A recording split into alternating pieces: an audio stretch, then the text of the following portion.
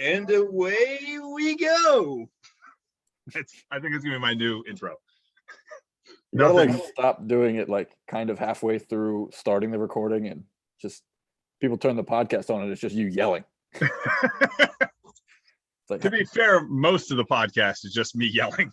That's also a good point. If you're a regular listener at this point, you should be pretty accustomed to me just yelling at like, my laptop. Just make sure your volume's turned down before you turn the podcast on. No, I think that might be my new one. I was trying to think of a better intro for this week, but I don't know. I figure if we just start talking about the topics at hand for this week's podcast, I figure it might as well just turn on the recording and just record what we were talking about because we're just dumping good content. Yeah. Oh, by the way, welcome to the Part of My Jerk podcast, everybody. What's up, everybody? The podcast where we just turn on my laptop in the middle of us talking and call it a podcast. And I give no warning whatsoever. So this week we're getting together. We're going to be putting together our third and final pre-CrossFit Games power rankings. This time I'm taking the ladies. Dunk is taking the gentlemen. But first, we have news. What do you want to talk about first? Let's talk about the CrossFit affiliate programming. Get the kind of boring one out the way. Yeah, what's the short the acronym, the catchy acronym they use for that? Oh god, I'm gonna have to look it up. The came prepared. CAP something, CrossFit affiliate programming. I mean, that makes sense if it's CAP. Yeah. Okay. What do you think? I mean, I think it's a good idea. I don't know why they haven't done it prior to. Because that would have been against all the like the Greg Glassman, like what's his political affiliation, again, libertarian model of the people that do the best will just rise to the top and create the best gyms. Yeah, but I mean, it's a business. Like they're running a business. Well, that was Glassman's thing, man. He's like, I'm not going to paint your walls. I'm not going to clean your fucking bathrooms. Give me my $3,000 so I can go fight Congress. So I can go fight Congress. That was what he said, man. That's what he wanted to do. He's I'm gonna go fight gym litigation, Big Sugar, Coca-Cola, and I need your money to fund that. Yeah, but what's the easiest way to get money? Like just charge gyms for doing exactly what they were already doing. Just looking at CrossFit.com, getting the programming, and going from there. Yeah, I dig it. I haven't had the opportunity to look at the programming yet. It's free through December. I'm not an affiliate anymore, though, so I don't have access to it. The more I think about it, the more I actually kind of dig that it's affiliates only. I like that, the idea of that. Yeah, I mean, I like it too. And what was there like in the first 24 hours, there were 1,800 signups? Yeah, I'm trying to look up. Morning Chalk Up, I think, put something up about it. Like in the first 24 hours, I think it was like 1,800 signups, which it was going to bring in like an additional like 2.3 million annually in revenue if they all like stuck around. Yeah, keep talking so I can look this up. So potential. I found it. Okay, I found it very quickly. Right. So potential monthly revenue is 268,000. Potential annual revenue is 3.2 million. That was just within like the first 24 hours of this opening up. You can pay a lot of lawyers with that money. You can do a lot of stuff with that money. It's like, and that was only like a very small percentages of the affiliates in the world. It was like 1,800 affiliates, right? Out of like 16,000. Yeah. So it's like, it's not like that number's gonna double, triple, whatever. Especially once it starts to get, maybe if it's good, which I can't imagine it's not going to be good. I mean, yeah, we'll see. Like I said, I'm pretty sure they posted that it's free through December of this year. So we'll see once the bills start coming in, right, how many actually stick around. But regardless, it's like I for the business side of CrossFit, I'm like, it's a no-brainer business decision. And it was just money they just had leaking out the back door that was easy for them. Yeah. From what I've seen of like the lesson plans and coaching, that CrossFit provides as resources to affiliates, it's going to be fantastic. Like as far as like I've seen the lesson plans CrossFit's put together before. Yeah, so that I think the resources provided to the affiliates to accompany the programming, I think is going to be fantastic. And I love it as just being an additional resource to provide to affiliates. Yeah, for sure. I mean, people are paying for programming from whoever anyway. I would say 75% of gyms are paying for a generalized program as opposed to making it up on their own. Mm-hmm. Wouldn't you agree? If not a higher number? I don't know. You would probably know more about that than I would. Because I've never actually gone to a gym or known any gym owners that didn't write their own programming, honestly. So you have more experience with that than I do. Yeah, I love writing programming. Not that I don't like borrowing stuff from people and seeing how other people do things, because I enjoy that as well. But I personally enjoy programming. yeah, So but you're also so far removed from like going to these gyms. Like it's been what 3-4 years since you were kind of a regular at a specific CrossFit gym. You've been since I was running a your own. member at another person's CrossFit gym, Yeah. Well, I mean, I guess I was a coach at a CrossFit gym for a short period of time, but I wouldn't even call what they did there really CrossFit. So yeah, probably about 3 or 4 years. And I would say 3 or 4 years ago, it was more of the norm for coaches or like gyms to have their own programming. And now with all the programming that people have to offer, it's just as easy to pay whatever to not have to do that work. Mm-hmm. Yeah, I know. I get it. I definitely get, especially for these A, if you're not confident in your ability as a programmer. B, if you're just like, it's not that important to me. The magic's in the movements anyway. It's just all of it's constantly varied. Functional fitness performed at high intensity. What difference does it make? Yeah. And as a business owner, you can look at it like, this is 6 hours a month off the table for me. Also, So I mean, I get it. I just enjoy programming, and I think it's another great resource to provide to these gyms. $200 a month, I think, is right about where it's at. That seems a little steep to me, but whatever. It's a business. yeah, I mean, $200 a month for an affiliate, though. I mean, that'd be steep if you and I were paying for it, like as like just an individual. But I don't know. Write it off as a business expense. You don't spend an entire day writing the programming out for the week. Yeah, I guess it's fair. I think most of the programming like that you get for an affiliate is going to be around that price. Probably. I haven't really looked into that, but I think I would honestly though, like when you start, like once you pay for that affiliate, I would give these gyms like a brand new affiliate. Here's 4 months for free, because if like the Jason Khalifa perspective, I get it that we want to have this sort of crowdsourced sort of model where like the best will rise to the top. We want to allow people to run their business their way. But like a new affiliate, like I would want to provide them the ability to be like, this is what good programming looks like. Like, just give this a shot. You can do whatever you want to do, but we're going to give this to you for free just to maintain some level of like quality control on programming. Yeah. Right. So like you were with me when I first started doing all the programming at my own gym, right? Mm-hmm. Imagine if instead of us doing it out of my garage, I opened up a commercial gym and I was bringing in strangers with the shit that I would experiment on. Right. Yeah. You know what I mean? Like it probably wouldn't have been great a lot of the time. You had some good guinea pigs. Yeah, right. I straight up just experimented on people. That was like a laboratory for me, and that was where I did a lot of learning. Now I think I'm a pretty good programmer, but it took me years and years and years of practice, and I still screw up all the time. You know what I mean? Or things don't go the way I want them to all the time. Right. So for like a new affiliate, I'd be like, take this for free for a period of time. We want you to at least see what good programming looks like. You don't even have to use it.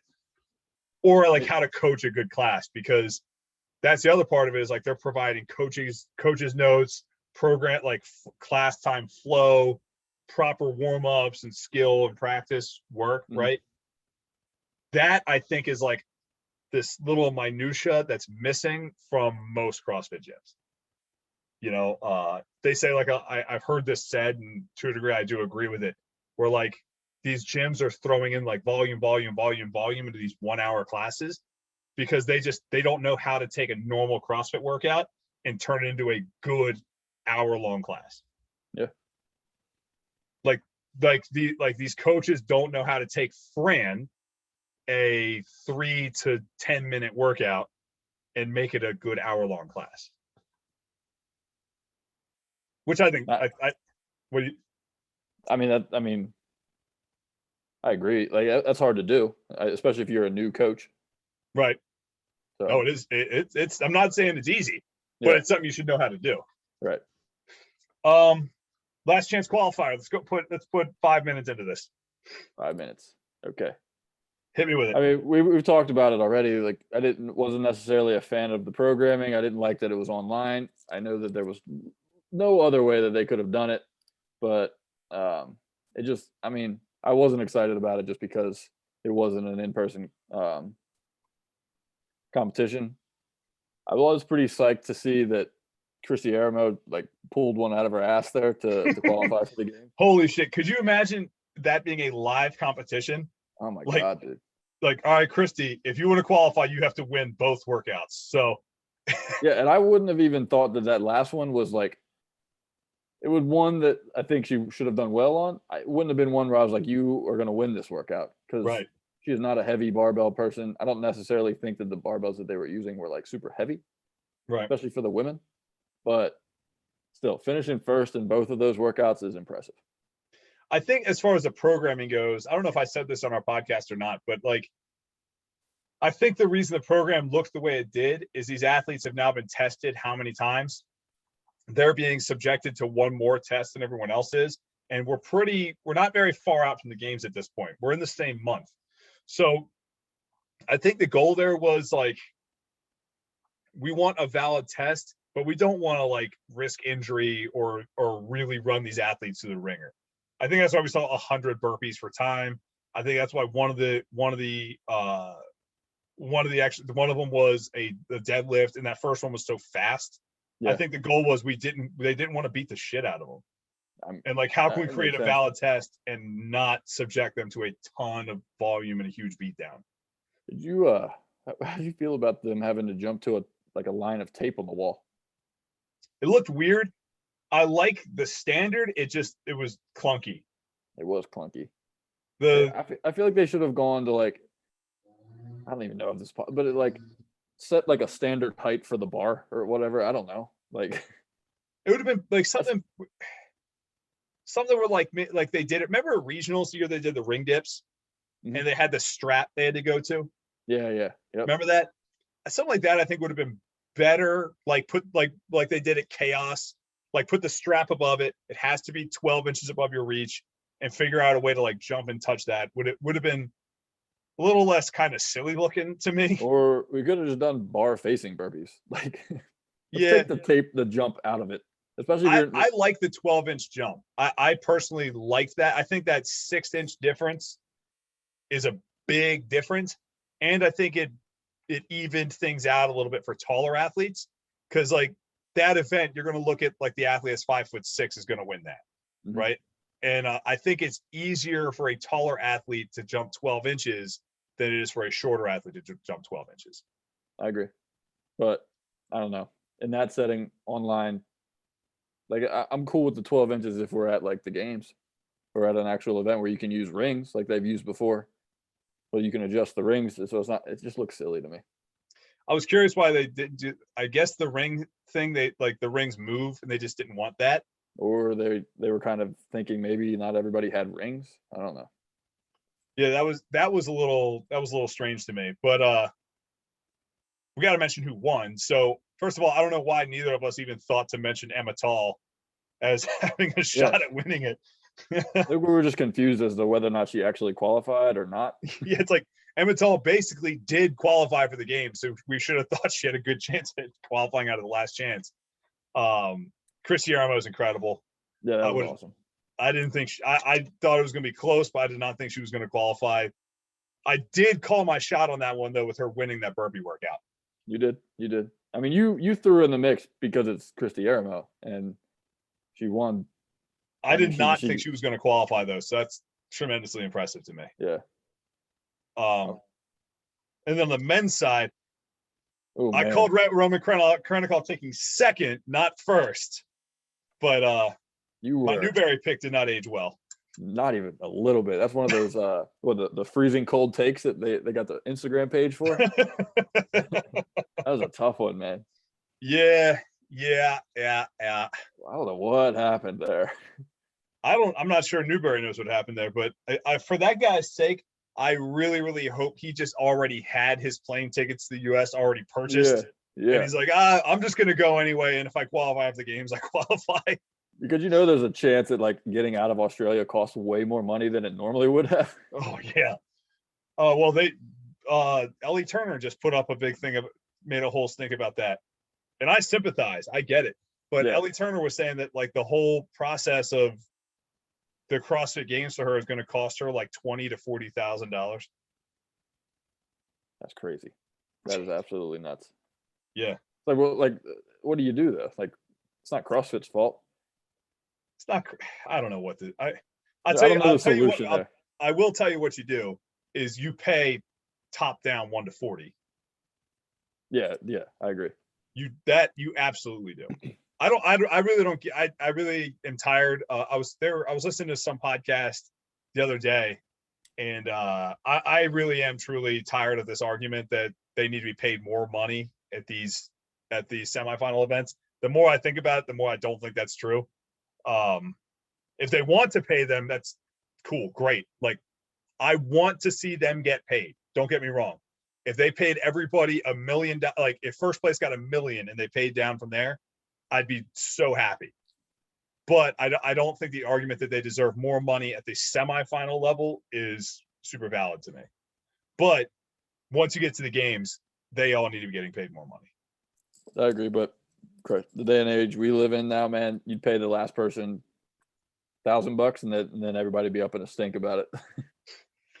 James, I think it was James Hobart. I think it was James Hobart was on Sevon's podcast, and he made a good point about it because he's in my camp. So anybody that agrees with me makes good points. And he goes, and James Hobart said, he goes, I don't know how much I agree with just because you work really hard for however many hours a week at this means you necessarily deserve to be getting paid a specific amount of money. He goes, despite the quality of your competition, despite anything else like that. And he goes, that's fine. You work really hard, but then I'm paraphrasing here. He didn't say this. I'm sort of adding to it. Like, just because you work really hard doesn't mean you deserve to make this your living, right? Like, if that were the case, then me and you would be professional CrossFitters. Fuck. Yeah. If it just meant like all you had to do is work out all day every day and then you just instantly deserve to be paid, right? Mm-hmm. Well, you'd be on the PGA tour and I'd be the 8th string quarterback for like the Houston Texans. You know what I mean? Like, if that's all it was. So yeah, without getting too much on my high horse about it. But Mazel tov to Roman Krennikov. I knew that dude was going to blow this out of the water. Is he going to go? That's the question. I don't think so. I don't think so either. Yeah, I think he's a Russian, like a Russian spy or something like that. Like it sounds like, man, he's like can't leave the country because if he goes through customs or whatever, he's going to get arrested and thrown in jail for the rest of his life. The confusing thing though is like other Russian athletes go to the U.S. to compete. They've done it multiple times. I just don't understand why it's Roman Krennikov that can't. I have no idea, man. No idea. It sounds like it's more the U.S.'s issue from what I've heard. Like the U.S. doesn't want him here, which is even more confusing. Right. Yeah. So what's going on with that guy? Right. So it was Krennikov, and who took second again? Alexander Caron. That's it. I wanted to pick him, but I didn't want to go totally chalk on Brian Friend's picks that he made. Did he pick both of them? I know he picked Caron. I don't know if he picked Krennikov or not. I feel like Krennikov was kind of the popular pick. Yeah, and then he mentioned, I remember listening one point, mentioned he thinks Tyler Christoffel could do it. And lo and behold, who's probably going to get that if they backfill it? Who's going to get Christoffel? Or Krennikov's spot is going to be Christoffel. Yeah. So congrats to Christoffel. That's another think tank athlete, right? I think so. Yeah. Yeah. Yep. We got to do that. Maybe we'll do that episode next week. We start talking training camps. Okay. Perfect time to discuss it right before the game starts. Yeah. Yeah. Do it. And segue, perfect time. Dave Castro basically announced individual event 1 for the CrossFit Games. Super exciting. Really looking forward to it. Moving on. Jesus Christ, man. Just give us something besides a run, a swim, a paddle, and those various combinations. Like, mix it up just a little bit. Swim, like, man. It doesn't even have to be that much of a mix up, just a little bit. You know, I'm talking to my brother about it today, and he goes, yeah, I'm just not going to watch it. I'm like, that's the point. I want to watch. I want to enjoy it. You know what I mean? Like, yeah, I'm probably not going to watch it either now, but I'm going to be hype as shit for the first day of the games, and I'm going to be totally checked out. I'm going to be watching Masters. That's probably all they're going to do too. Is just that workout. Chance. Yeah. But this year, Masters starts on Tuesday. So the nice thing about that workout being a steaming pile of dog shit is it gives us an excuse to watch like the 35 to 39 and the teens and all that. I know. Dude, he got on there and he's like, yeah, it's going to be a long run. Boring. And then an even longer paddle, even more boring. Oh, yeah. What's the most boring thing we can possibly put into the CrossFit Games besides a marathon row? But at least like a row, they give you like the screen and like you could maybe see people's pace times and their splits and like, don't try and make it seem like that was exciting. Yeah, they all suck. Don't make that case. Yeah, you're right. Cut me off there. They all suck. Have them do like a paddle board and like a wave pool or something. Like, let's make that a little more interesting. Dave Castro said, never will they ever do a stand-up paddleboard. Oh, I was just gonna say they should do a stand-up paddleboard and have like the paddles, like it's like free room. So if you want to smack somebody with one, go ahead. Let's dump the paddleboard and just have them actually row. Yeah. Like if we want to put them on the water with equipment, put them in like a catamaran or like a canoe or something like whatever they use, like a dragon boat. I don't know what the hell they're called. Problem is though, if they do that, then they got to break that up into heats, and that is an all-day thing. What's worse than a long swimming paddle? Multiple heats of a long swimming paddle. Yeah, so it's like they could waterfall it, right? They could do that. Yeah, you think they'll ever do like they had a max handstand hold? Let's do a max underwater breath hold. Is that a test of fitness? I don't know, but they'll have a lot of people that pass out and probably almost drown. Yeah, there'd be some dead people. Yeah, that'd be terrible. All right, you want to get to these power rankings? Yes. Give me all right. 1 second. You talk for 1 second. Well, this is incredibly unprofessional. All right. Well, we're just going to pause for a second there. And we're back. Sorry for that weirdness, folks. Anyway, so where we were at before Duncan's pee break, we're going to go over our pre-CrossFit Games full power rankings. Don't worry, we're going to move pretty quick through the first half of these. I'm going to lead things off with the women. And we're going to start at numbers 40 to 30. So my bottom 10 here. Okay. Yep. Focus. I'm focused. So number 40, Caroline Connors. 39, Emily Lappinen. 38, Bailey Rail. 37, Jess Griffith. 36, Laura Clifton. 35, Michelle Basnet. 34, Reagan Huckabee. 33, Sydney Mikhailishin. 32, Svetlana Kubashkina. 31, Sasha Nieves. 30, Emily Rolfe. Anything stand out there for you? I thought you might have Reagan Huckabee a little higher. I feel like she's got some pretty good qualities where she'll have like a couple good events here or there that'll push her up a little bit. But I mean, other than that, not really. So for any of you guys that think I'm an idiot and I don't know what I'm talking about, I broke down every athlete according to their open finish, quarterfinal finish, semifinal finish, number of times they've been to the games, their best finish at the games, and whether they went team or individual. And Reagan Huckabee's lifetime best finish at the games is 29th. and that was in 29th. 2017. So she does have some good qualities, but she's just never really had a good finish at the games. So okay, yeah, there were some tough ones, but it's I wouldn't have put her any higher, like if a couple spots higher, but there were some tough ones here, like Emily Rolfe. She won the ruck run in 2019, and I have her at 30th place. But there's some chicks that have done some good stuff in front of her here. Sasha Nieves, and like Michelle Basnet. Like, I want to like them more, but like there's some really strong women ahead of them, and they did well in some pretty soft semifinals. Problem with like Emily Rolfe, it's like she did good in the ruck, so it's like it depends on their programming. If they've got like 3 or 4 endurance runs, like 2 years ago they had 3 or 4 sprint workouts. It's like if the cards fall that way, she could place in the top 15. Yeah.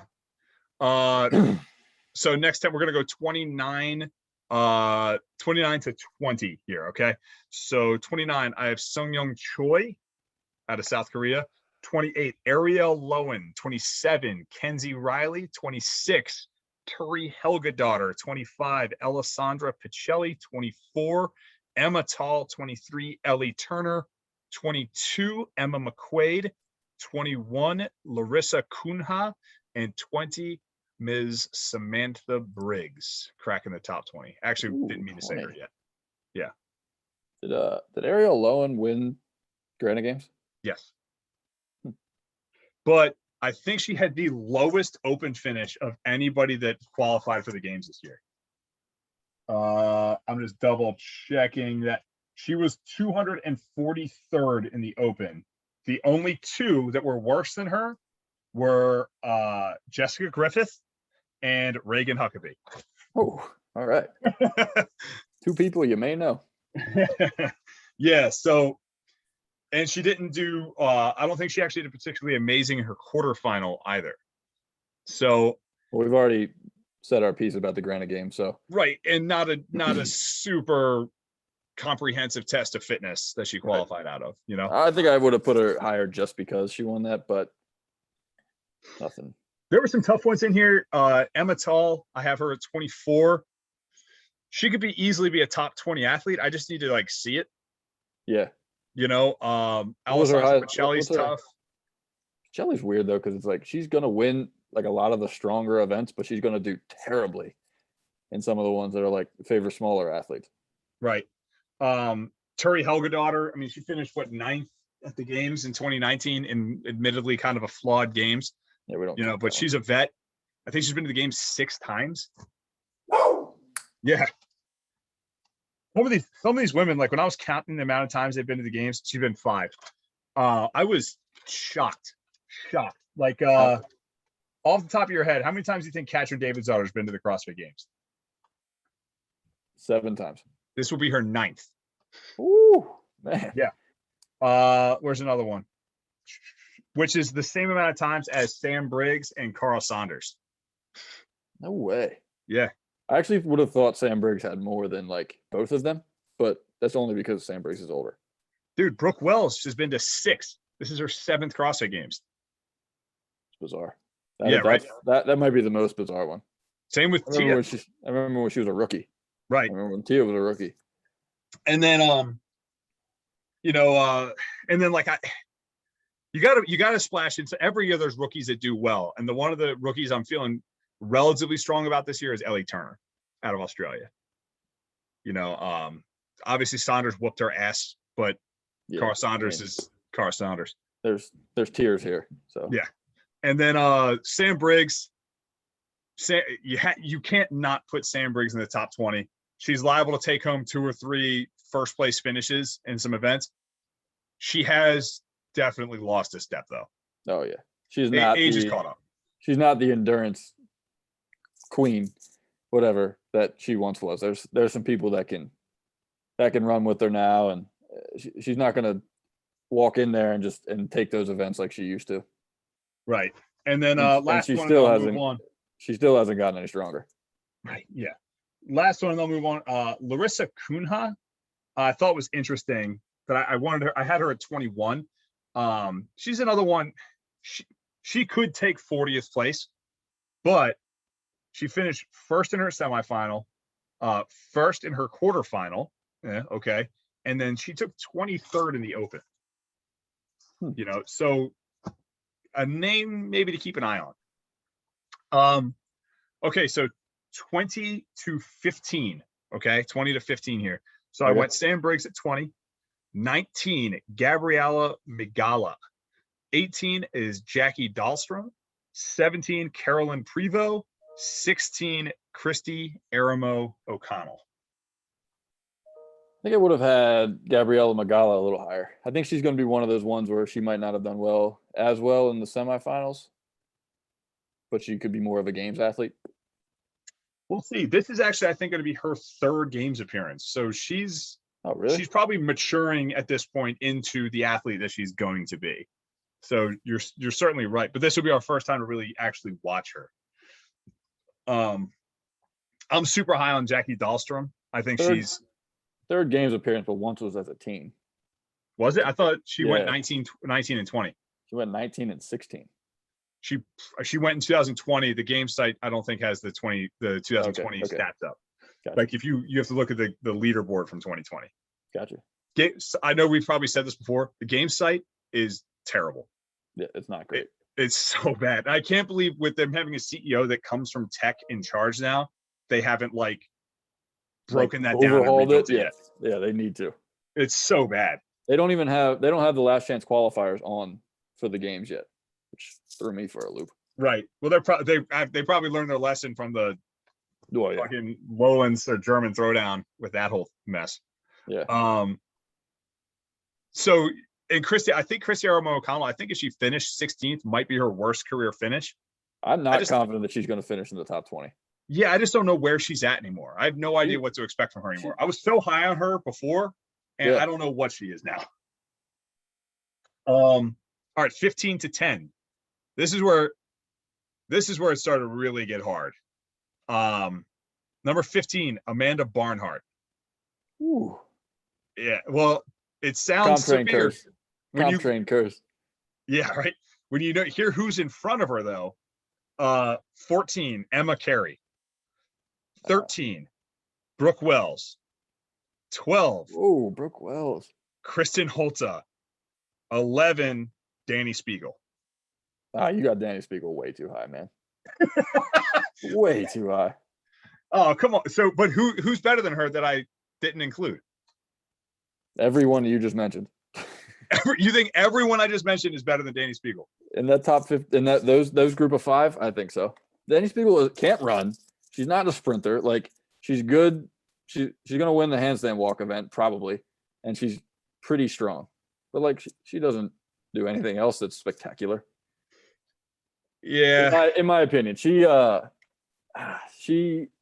did well at the Wadapalooza a couple years ago, and everybody kind of got on her, and she's not proven anything. She was terrible at the games, but she also crushes the open.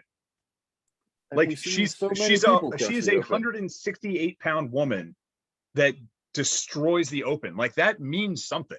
She finished 26th at the 2019 games. Yeah, that was a game that is not programmed well for her. And didn't she? Yeah, it was all running in 2019. And then didn't she win quarterfinals too? Well, I have it right in front of me. Yes, you do. So sorry. She took second in quarterfinals. You know what I'm saying? She gotta prove it on the big stage. I know she did pretty well at her semifinal, minus the heat stroke or whatever she had. Right.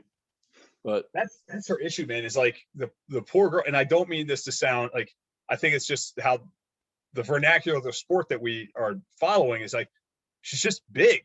Yeah. She's just I think she's just a naturally just a thick, large person, and that bodes well in certain events. But I think the events that it hurts her in, it really hurts her. Yeah. And but the thing is so those weak events are more weak than her strengths are, if that makes sense. Yeah, I see that. Her floor is lower than is lower in relation to the field than her ceiling is high in relation to the field. Right. Yeah, because she's good at things, but there's not one workout where we could go into and be like, Danny Speed was winning that one. But like all the women I just said, like those 5 women I just said, all have like glaring weaknesses. That's why it's tough. Like all 5 of them. Like I said, Kristen Holta, she's of advanced age and not very strong. Brooke Wells moves like shit. Emma Carey is a child, and Amanda Barnhart cannot do any gymnastics, like any upper body gymnastics pulling.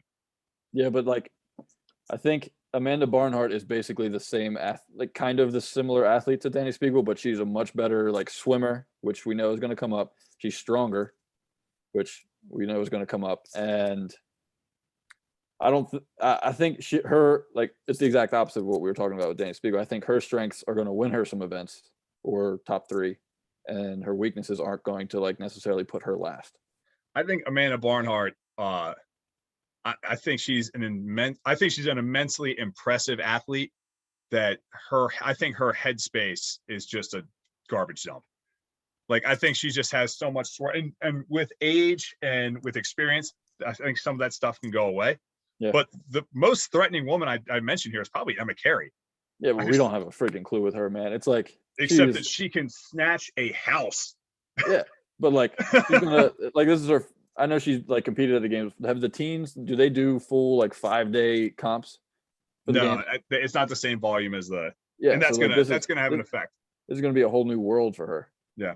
So, like I'm with you on like Emma Carey and Mal O'Brien. It's like I think they're gonna do well, but it wouldn't surprise me if they finished like 28th either.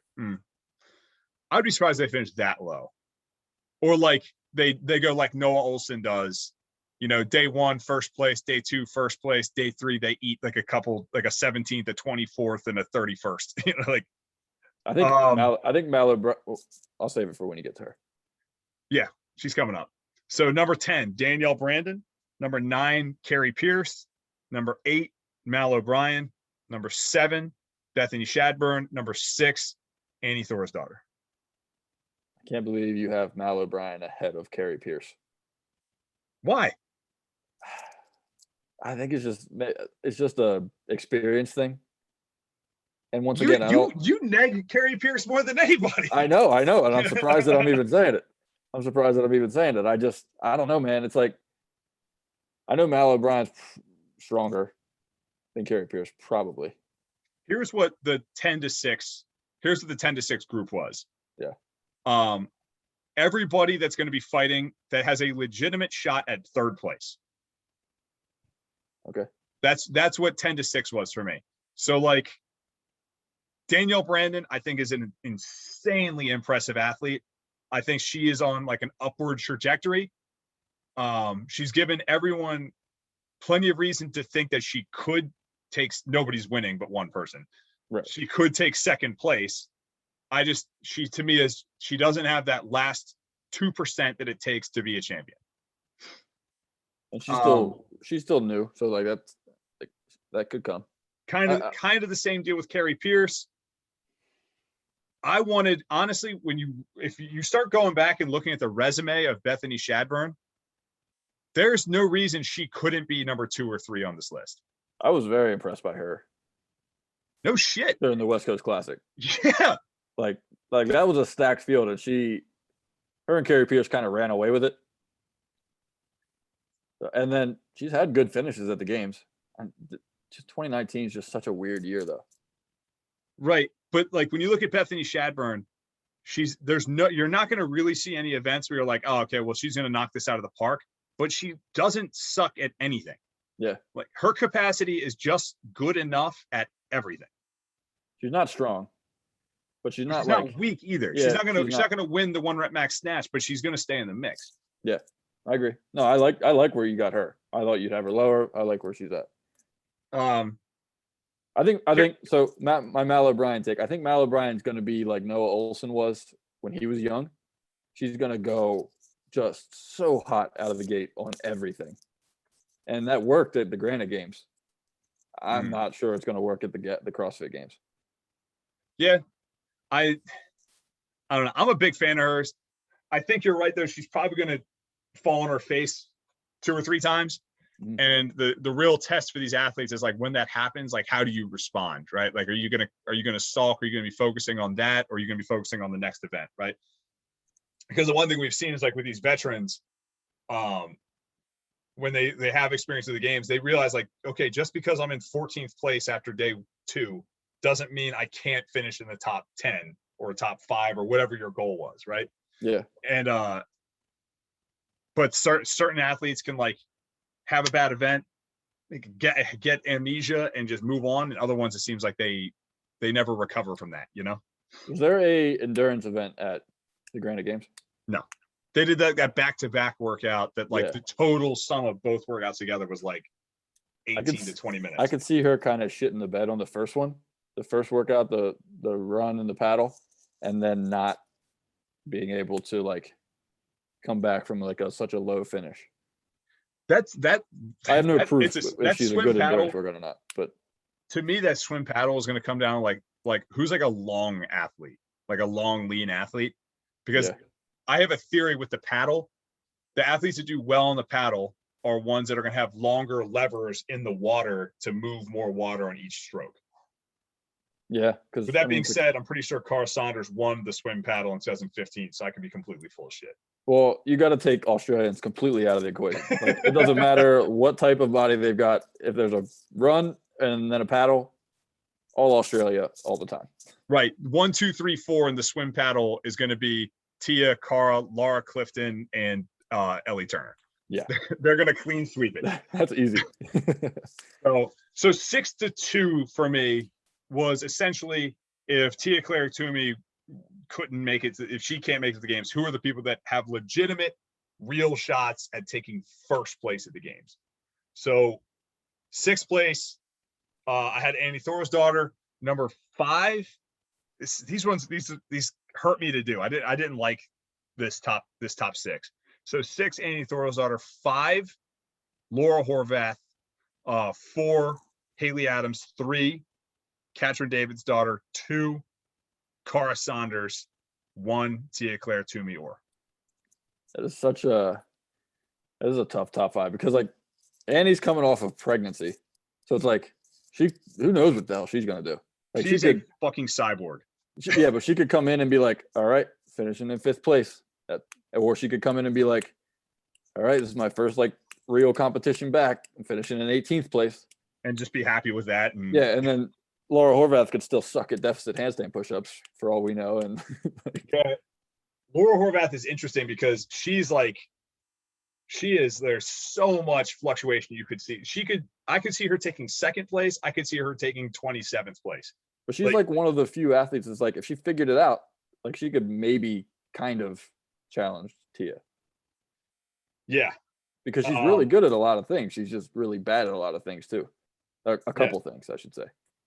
And Annie Thorisdottir sucks at nothing. And that woman just has winning in her DNA, man. Like, and you listen to her talk like this is it. Like she is the definitive picture of just excellence in sports, man. Like she's so impressive. Yeah. Haley Adams 4. I felt that was generous. I don't. I think she should have been. I think you should have swapped her and Katrin. It's where it gets tough, man. Like Katrin, I don't know. I'm not high on. She took 2nd last year. Okay. Yeah, I don't know. I'm not high on her. I don't know why. It's like the Noah Olsen thing for me. That neither am I. Like I didn't want to put her in 3rd, but like she's won the games twice and she took 2nd last year. Like, and I think she was on the podium the year before that, wasn't she, in 2019? So it's like, how do you gotta give her some credit. And she's proven herself. Right. And then Cara Saunders, I think she took 4th in 2019, 3rd in 2018, 5th in 2017, first. I don't know what she did in 2020. So she hasn't not been in the top 5 since what, 2013? So you have to put her in the top 5. Yeah, that is impressive. Cara Saunders, I think, is the only person that has a chance to even push Tia at this point. Barring injury, I can't imagine any situation where Tia doesn't win by at least 150 points. Yeah. But what does it take? Like, how does Tia lose? How does Tia take a silver medal home? What would it take for that to happen? She twists her ankle on the run. Yeah, But I don't think that there's any way unless like injury happens. like it would like with like yeah, I don't know. Like a fully healthy Tia doesn't lose over the course of 14 events or whatever it is. The only thing I could see is like she makes a mistake.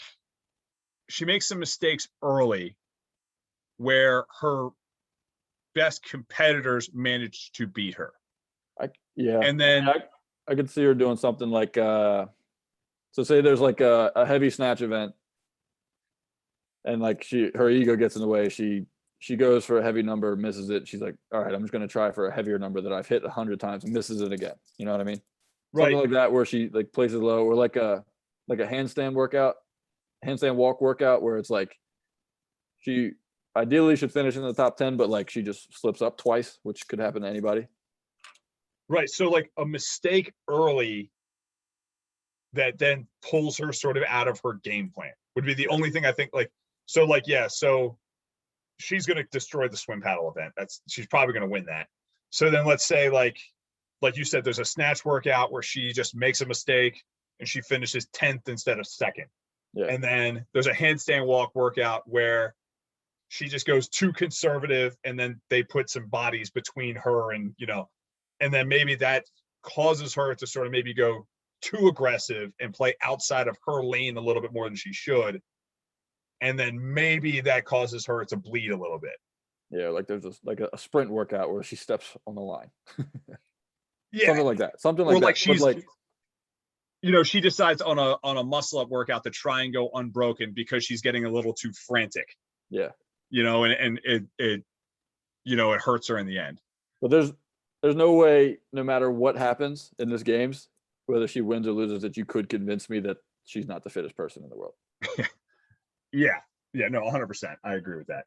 Unless somehow Cara Saunders like destroys her or something. Yeah, I think Cara is, as much as I would say that I think Haley can be second place, I think Cara's the best bet for number 2 and probably the only one that like her game's well-rounded enough to be able to compete with Tia. You have to be able to go rounds with Tia on the barbell if you're going to have any shot at beating her. Yeah. So, all right, to the men. All right, I did not put nearly the level of preparation that you did, but I don't know many people that would. All right, so 40 through 30. I've got number 40. There's a lot of weird names on the men's side too. Yeah. Augustine Richelme. 39, Henrik Haplinen. 38, Luka Ducic.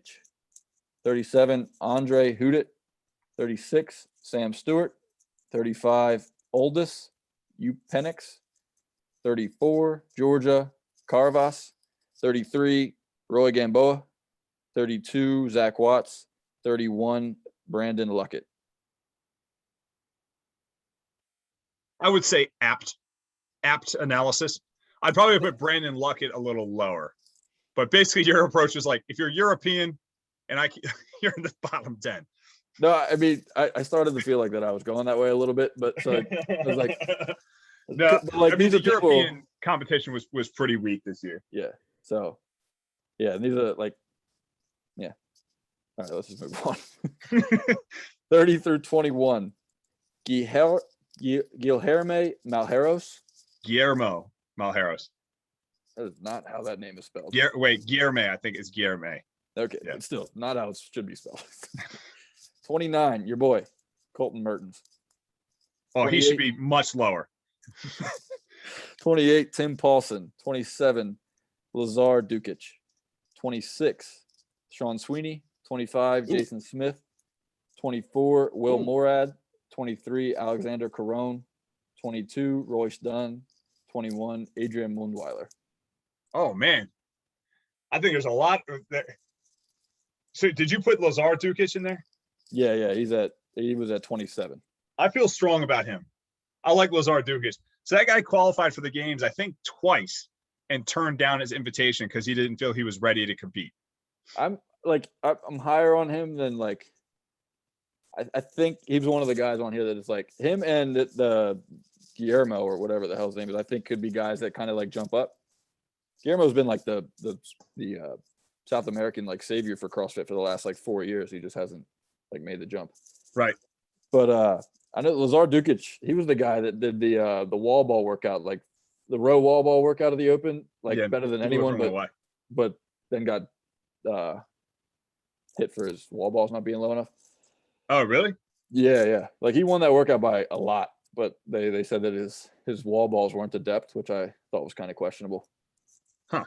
But yeah, I mean, I could see him finishing higher. I could see Jason Smith finishing higher, but I'm not high on Sean Sweeney. I think he's a 20 to 30 level athlete. He's just right there. Like that's what he's always finished. Yeah, I'm looking at him right now because I think I looked this up during West Coast Classic. I've always felt stronger about Sean Sweeney than I think he actually was, because his finishes are 24th, 22nd, and 30th. Yeah, I had to bring you back down to earth when we were talking about the West Coast Classic with him. Yeah. But like he's like a guy, like he's like low key. I guess because you see him and he's kind of jacked, and we've had this conversation. He's great at marketing himself. Like he goes to these events and he leaves making money because like he's just so like flamboyant. He's likable. Like he does the cowboy hat thing. Like he's got his own calendar that he passes out every year that he goes to these things. Like it's ridiculous. But yeah, the like, guy gets it. He knows how to make money without being elite. He's elite. But now the other one, I know why you did this, but I think Jason Smith I would have probably put higher as well, just because he's proven that he's a top 10 athlete at the games, and I get it, he's old. I think the oldest male in the field. Has he proven that he's top 10? Yep, he's finished 10th in 2017, I believe.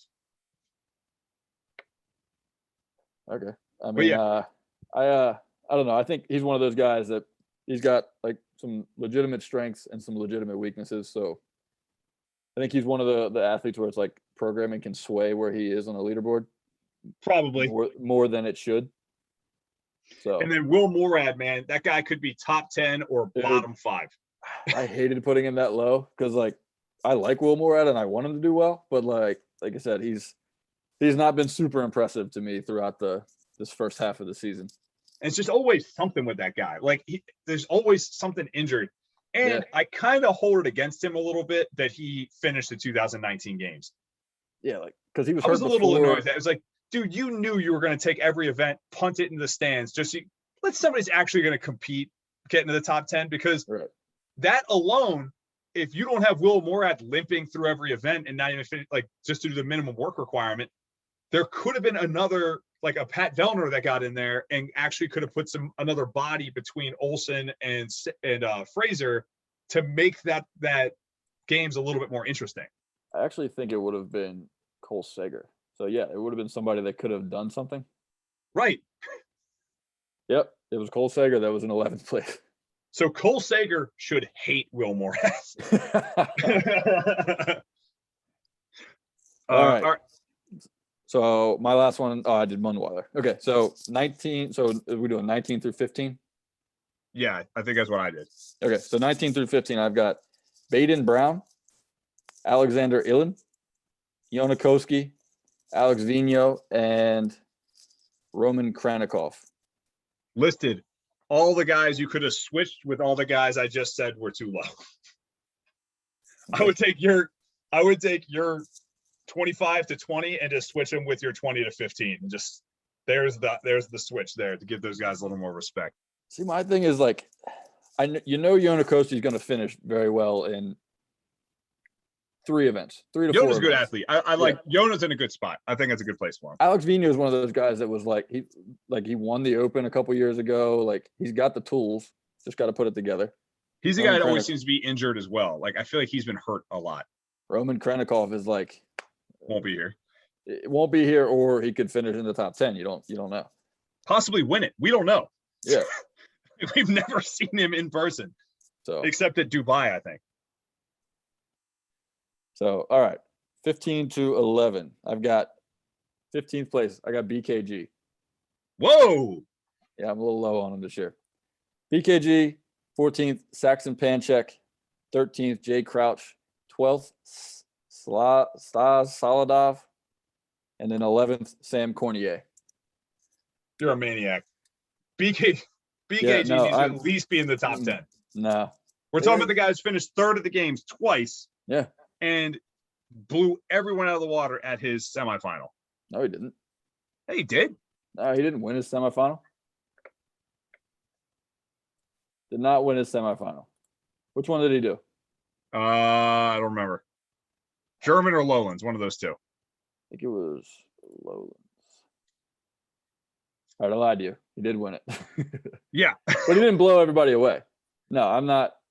I don't know. I'm just not high on him this year. I like 15th place for him. Put some respect on that, boys. Okay, he narrowly beat out Adrian Munweiler, another multiple-time games athlete. Yeah. No, hey, man. Look, BKG could legitimately win this whole thing. No, I'm not. I don't see it. You're a crazy person. Look, like I've been high on BKG before. It's just I think he's slipped a little bit. And the fact that you put Sam Cornier and who else in front, guys that have never even really competed at the games. Bro, you know I'm high on Sam Cornier. Had him in my top 10. So Sam Cornier number 10 for you? No, Sam Cornier is 11. 11. Yep. Anyway. Right, moving on. 10 through 6. I've got 10, Brent Fikowski. 9, Justin Medeiros. I got 8, Jason Hopper. I'm on the Jason Hopper train. 7, not that much. You have an 8. 7, Chandler Smith. 6, Travis Mayer. I'm curious who your top 5 are because all 5 of those guys could stand on the podium except for Chandler Smith. Dude, I'm way down on Chandler Smith. I had him as my top for the preseason one or whatever, and I'm not there on him anymore. Yeah, it's tough with Chandler Smith because I wasn't crazy impressed with him at Granite Games, but it looks like he righted some issues that he had. Like his snatch looked so much better, way better. I agree, but I think he spent a lot of time working on that, and then like his engine it didn't look the same. Maybe in my opinion, that might change in his approach to the games and his training around the games. But Brent Fikowski in 10th. First of all, we already know the first event he's going to take top 5, so we already have that to know. Second, it's a 15 event CrossFit Games. The longer the CrossFit Games go, the more of an advantage Brent Fikowski has. I agree. The broader the test, the more likely Brent Fikowski is to do well. I agree. I'm just like, it just seems like he's always working so hard to like just make it. So like, I don't know. I think 10th is a good spot for him. And then you went Medeiros 9. Who was 8th? I went Medeiros 9, Jason Hopper 8th, Chandler Smith 7, Travis Mayer 6. Yeah, I would drop Chandler Smith to 10th at most and slide all those guys up a little bit. Medeiros should be higher, but whatever. It's fine. The top 10, man, was tough. It was tough. I believe it because I think all 5 of those guys you just listed, again, minus Chandler Smith. So 4 of those 5 guys, I think could all win the games. Yeah. Jason Hopper is such an unknown, but he did really, really well at the Mid-Atlantic. Yeah, Fikowski, Medeiros have been there before. He looked crazy impressive at Mid-Atlantic. And now every time I hear him talk on Sevon's podcast, and they're like, hey, are you good at swimming? Hey, are you good at handstand push-ups? Hey, are you good at paddling? It's like, yeah, I'm really good at that. What was he going to say? No. Yeah, like, what is he going to say? And it's like, you have no fucking idea if you're good at it because just because you're the best guy you know doesn't mean you're good at it at the games level. When you go to the games, everyone's good at that shit.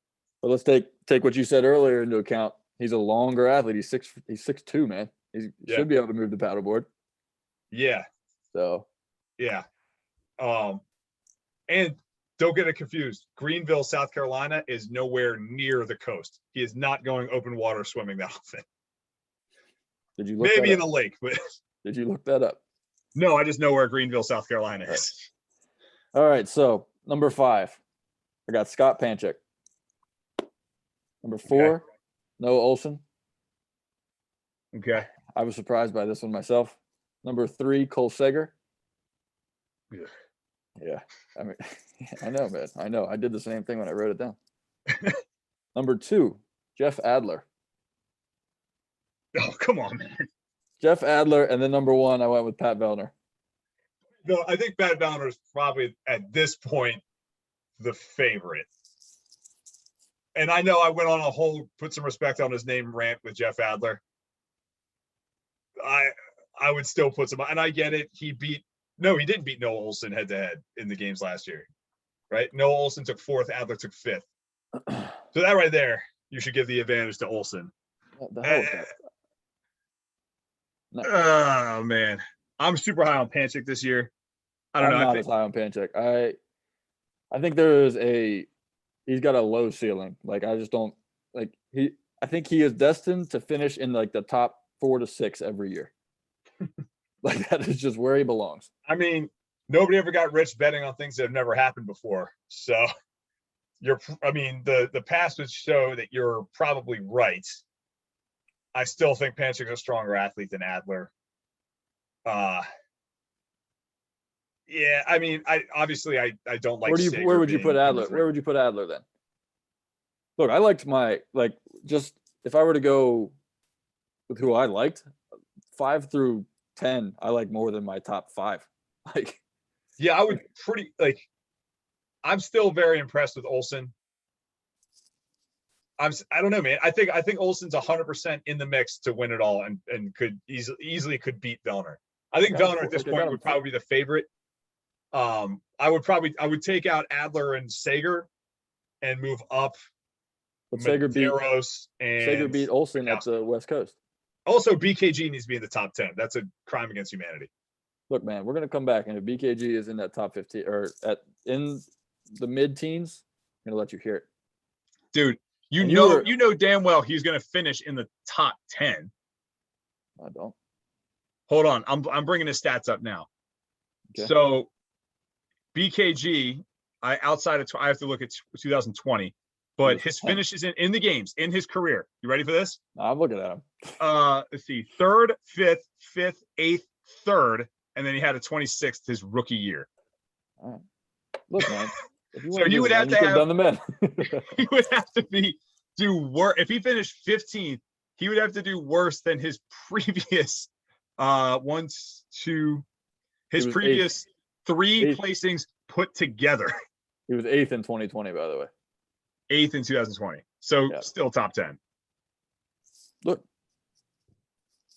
these are my power rankings, man. I'm gonna cut that clip and I'm gonna send it to BKG, and I'm gonna make sure he gets a clip of me defending. Please do. Look, I didn't feel good about Adler. I don't feel great about Cole Sager, but that Cole Sager beat Noah Olson at the West Coast Classic, and we all agreed that was a pretty good test. It was an injured Noah Olson, and after I heard not just his shoulder being hurt, but once I listened to the whole debacle that he went through with those kidney stones, holy shit, man. That's true. I think he said he went in and out of the hospital like 6 times. I think he said that he passed like 11 kidney stones. So something. It was nuts. A lot. Yeah. Something nuts. I mean, he thought that he wasn't even going to be able. You're right. Yeah. Okay. That's a pretty good reason. Right. So I mean, I just don't think his training's been necessarily where it maybe, but to a degree, it might be a good thing. I don't know, like for him to like kind of back off and recover and rebuild a little bit. Well, let's not pretend that Cole Sager wasn't impressive at the West Coast Classic, because he was. And the next sentence out of my mouth was going to be, however, Cole Sager was extremely impressive at West Coast Classic. Very, very, very impressive. I just have too much data on Cole Sager for the previous 8 years I've been watching him compete. That's kind of the problem, is like I've seen too much of Cole Sager, and it's going to take more than one competition for me to necessarily sway that. There is any person that I think I listed in the top 10, I wouldn't be surprised if they won. There's guys you had you're like top 15 that I wouldn't be surprised if they won. If BKG won, it would not shock me. That wouldn't shock me either. But I mean, your entire top 10 pretty much could win. I mean, even Chandler Smith, right? Like, so let's turn back the clock a little bit. And in the year 2014, there was a promising young athlete that was taken under the wing of Ben Bergeron, and her name was Katrin David's daughter. She missed the games in 2014, similar to the way Chandler Smith didn't miss the games. I guess he went to the games, but didn't qualify for that final 5 spot, right? Mhm. And now they've been working together for a period of time. Katrin Davidsdottir comes back, realizes her potential, and wins the CrossFit Games in her first year of working with Ben. Yeah. So it wouldn't be outside the realm of possibility for Chandler Smith to just burst onto the scene in that way. That's true. And I want him to do well because he has a good personality, and I think he would be a good face of CrossFit. Rich Froning, man, a very marketable face and personality for the sport. Yeah. Yeah, I would love to see Pat Bellner win it all. I think that'd be all. That's the problem too, is there's so many guys up there this year that I want to see win. Like Travis Mayer, I would love to see him win it. I don't think he will, but I would love to see it. Scott Panchik, I'm a huge fan of his. I'd love to see him. And then Justin Medeiros is my dude, man. I love that kid. I think I want Jason Hopper to win more than anybody, just because football player, like taller guy, like a bigger dude. Like I want that to happen. I don't know how I feel about Jason Hopper yet. I've had a lot of exposure to him in the last couple months. You listen to one podcast and you hate him again. I don't hate him. And like I'm just figuring that dude out. Matt Fraser spoke highly of him. So getting the Fraser stamp of approval does mean something. Yeah. So I think it'll be a very interesting men's side this year. A fascinating men's field with an extremely pedestrian first event that Fikowski's going to win. Fikowski goes number 1, Hopper goes 2 on it. I can see it. Are we just going based on height? Like, no, Fikowski always wins the swim events. We're gonna Baden Brown and Yonakoski aren't going to be up there. Baden Brown was another one. You were very generous on his placing. 20th. Yeah. Just because we saw him, he was like the it kid, and then we saw him in competition, and he was like nothing. Yeah. He barely qualified out of Australia.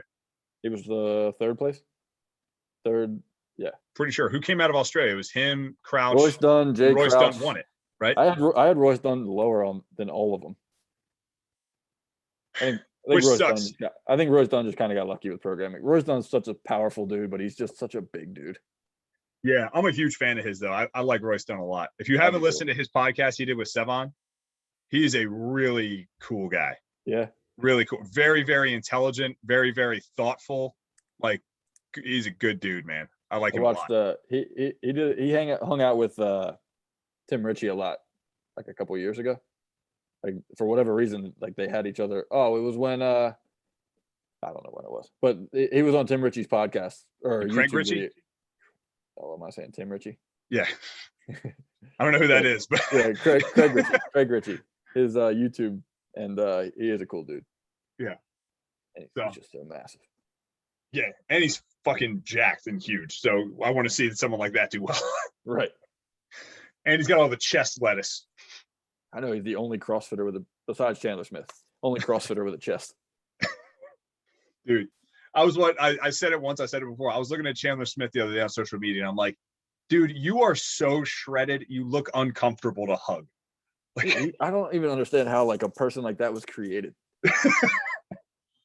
Jesus Christ, dude, eat some fries. Yeah, man. Oh my God, he's so jacked. All right. That's probably a great place to wrap it up. All right, Dunk, thanks for jumping on, man. Everybody, thanks for listening. Tuning in again soon. We got some cool stuff coming down the pipe for you. Later.